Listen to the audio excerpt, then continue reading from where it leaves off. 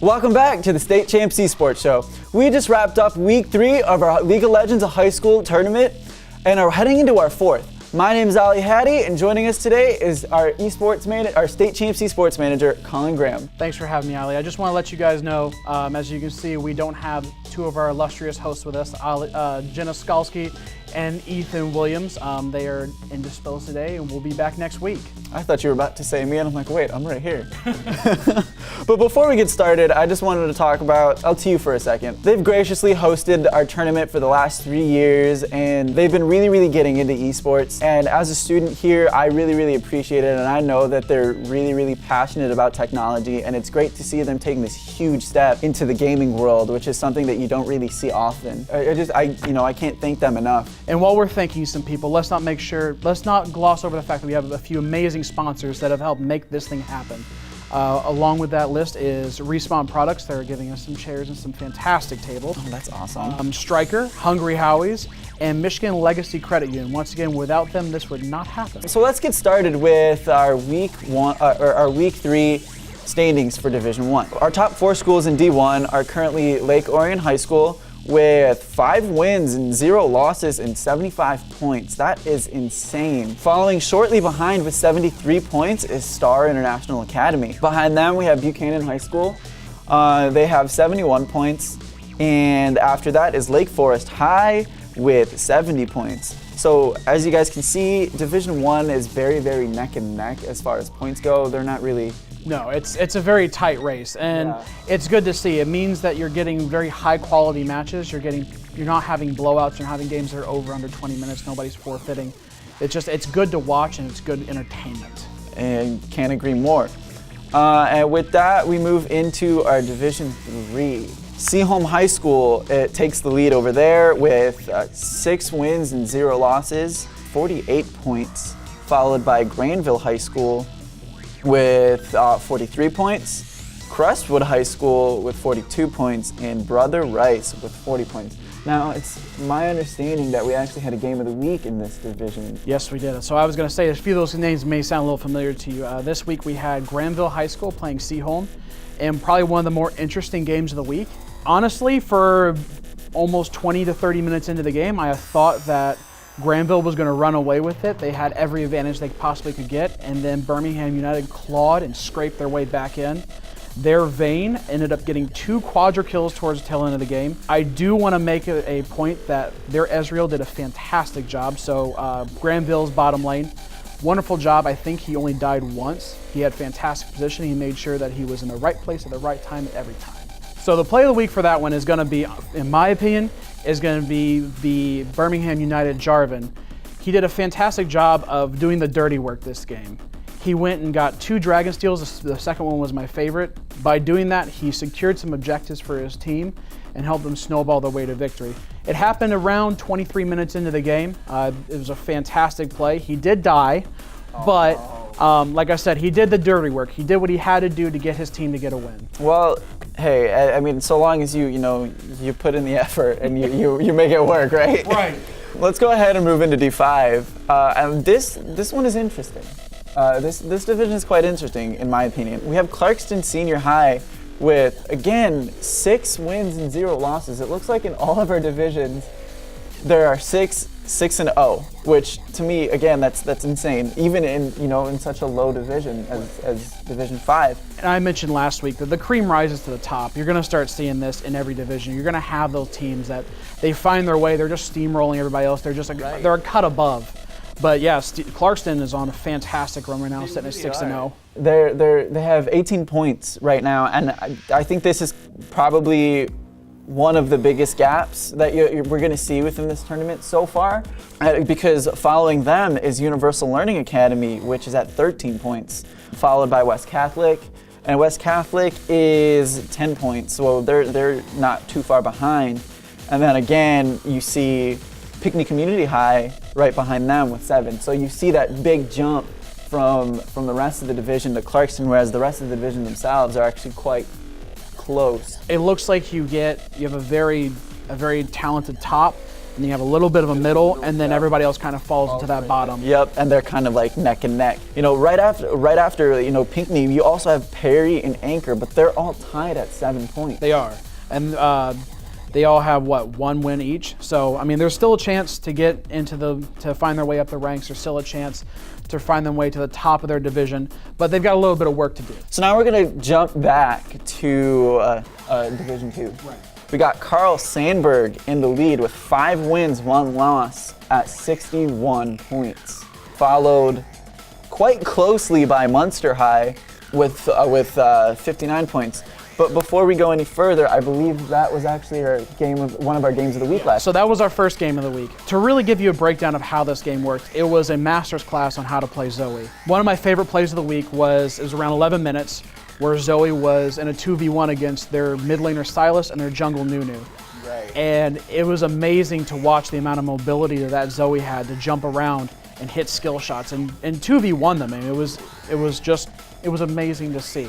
I was watching that game quite closely, and honestly, I can see why Carl Sandburg won that game. It felt like the energy in that game, right from the first blood. The moment that first blood happened, you knew Carl Sandburg was going to take that big W, because the way that first blood happened, if you recall, it was a team effort. It wasn't, you know, it was a 2v2. And the way that the Carl Sandburg, the 2 players in Carl Sandburg team worked together to get that kill, showed that they are much closer, and they have much like more effective. They have better communication, right, so their right. comms are on point. If I remember correctly, that was a gank into a counter gank. Mm-hmm. The Nunu actually came up to gank with the Silas, and then the communication with the Zenzao that was nearby came up, counter gank. They locked down those 2 kills. Right, and I believe that's what got that first blood. Yeah, that's what got the first blood, and then you had a kill on Zoe, you had a kill on Zenzao, which helped them snowball later into the game. And I do remember Zoe just dominating that game. Nobody. That's why you don't want to play a Zoe mid. If somebody knows how to play a Zoe mid well, you don't want to play him. And right. I want to make a quick point. Carl Sandburg is my dark horse to make it to LTU and win the whole thing. I do remember you saying that last week. I remember that. Followed behind Munster is Athens High School with 57, and then Dakota High, second team, which is the Tickle Me Sideways team. That's an interesting name. With 56 points. So again, when you get back up into these higher divisions, you see them all very close. So let's go ahead and move into the most interesting of all the divisions in my personal opinion, which is Division 4. And the reason I say this is because if you guys remember last week, we mentioned that we made a mistake and actually have a team in D4 that belongs in D1. Yes. And to no surprise, they are at the top. Warren Career Prep is at the top of the division with 6-0, but 33 points. And quite surprisingly, Chippewa Valley High is not too far behind. They're at 29 points. You know, they're only 4 points behind, and they can, you know, if they keep up, if they keep this up, they might actually take that win over them. I think the storyline in this division is who's going to take down Warren Career, who's going to give them their first loss of the season. And quite honestly, with Chippewa Valley and Divine Child sitting at 4-2 each, yeah, they each have an equal shot to take them down and hand them that first loss. Yeah, I just saw that Divine Child is actually also tied with Chippewa. So, you know, these 2 schools, you know, I have no doubt that one of these 2 can actually take them out, but it's just a matter of time. And we'll see, can Warren do it? Can they stay on top? But followed behind Chippewa and Divine, you have Lake Orion's second team, which is, I don't know how to say that, so I'm not going to. I haven't a clue. UWU. I don't know, Uwu? Uwu? Is that what it is? Are they Uwu? But yeah, they're sitting at 2-4 with 25 points. They're kind of that middle ground, and then once you get below them with Lloyd Norix, Macomb, West Bloomfield, and Elkhart, now you're starting to see, like we mentioned before, the lower divisions, you have the disparity between the top and the bottom. You can see that high one, then you get the mid ground, and then, you know, they start getting really close. Yep. And then we go into D6. D6, I mean, that's insane. I mean, the difference in point totals across the board is ridiculous. You have you have your top group. We have Pinckney Community High School. We have their second team with the Pirate Esports number 2, sitting at a healthy 5-0, followed by Livonia Career Tech at 4-1, Napoleon at 4-1. But then really after that, it's a very steep drop off. You go from a 4-1 to a 1-4. Right, and the points, as far as points go, we got Pinckney at 15, Livonia at 13, and Napoleon at 13. The next one from that is 7. That is a big jump. But after that, after you get down from that, you get down to that 7 with Livonia Livonia's second team with Phantom Esports. After that, again, you see those points get much, much closer. They're about 1 to 2 variants away from one another versus that 5-6 jump. Right. It seems like that's all of our week 3, but let's go ahead and move on to our week 4. Let's take a moment. Let's not forget about the teams that we didn't mention today. If you want to find out more about them, you want to find out more about those wild card teams, teams that can make a play when we get into playoffs, make sure to go to our website, make sure to check them out, and give them all the support you can. Definitely. I'll have to also check into those. I haven't really checked into those. We have some good ones in there. Bentley High School sitting at 4-0. Really? Yeah. That's not something you see from a wild card, so. Well, we'll see if they make a run in the playoffs. Who knows? I won't be surprised with a 4-0 record. Let's see if they can keep that up. Right. All right, let's go ahead and move into our week 4. So week 4, actually, we have a pretty stacked week this week. We had a lot of very good matchups. We mentioned a lot of them already. One of the top matchups this week is Warren Career Prep against Chippewa Valley. We said, maybe they have a shot to knock them off. Maybe they have a shot to give them that one loss. So we'll see what happens there. We also have Troy Athens versus Munster High School. Athens is currently 4-0. Munster's 4-2, just came off of a Game of the Week appearance. We'll see what happens there. Right. But this week we have 2 fantastic matchups for our games of the week. First and foremost is going to be Clarkson High School versus West Catholic. Okay. There are our Division 5 premier matchup of the week with Clarkson sitting at 6-0. Right. Undefeated, steamrolling everybody they play against. Right. And West Catholic is at 3-1. So I think it'll still be a close game, but I'm interested to see what happens. Well, I mean, they have quite the gap between each other. West Catholic has got 10 points. They're 8 points behind Clarkson. Do you really think they're going to take that victory? Take my advice. It's going to be a close game.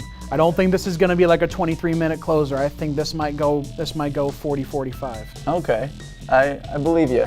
I mean, I don't know how much I believe you, but I believe you. Just trust me. Trust in the Oracle, all right? Is that what we're calling you now? Colin Graham, the Oracle. There we go. But for our premier matchup of the week, we do have Star International Academy versus Lake Forest. Lake Forest is at 3-1 and Star International is at 4-1. Yeah. The one thing we really want to highlight this week is Star International Academy has the highest ranked player of any given team in our competition this week. Right.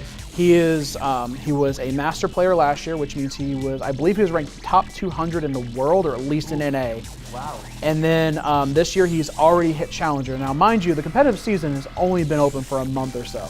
So for him to grind and already hit Challenger now, there's some former pro players that are still sitting at Diamond 1. So I want to see how he communicates with his team. I want to see how they rotate. I want to see if they prioritize kills or they prioritize objectives. And I want to see if he just carries his team to a win or if it's really a team effort. I think this is the first matchup that we're going to see where there isn't undefeated as far as game of the week. I think every game of the week that we've had so far has been an undefeated versus an undefeated, or an undefeated versus someone that's like a one-loss team or something like that. Yeah. So now we have 2 teams that both suffered a loss, and we're going to see if one of them can kick each other in the butt. And they really solidify their spot in the rankings. I mean, as we mentioned before, Star International Academy is 2nd in their division, and then Lake Forest is currently sitting at 4th. So I mean, that win can be a difference between placements and where they play. Okay, I was just about to ask. So what do you think the outcome of this game is going to be? Do you think that Lake Forest might actually bump up and go to the 2nd place and take Star down, or what do you think? It's hard for me to side against somebody that's ranked that high, so I think I'm going to go with Star International. You think so? All right. Well, then, just because you're choosing Star, I'm going to have to vote. I'm voting for Lake Forest. Hey, whatever helps you sleep at night, man. I know it's going to be a tough one, but hey, Lake Forest, I believe in you guys. Take them down.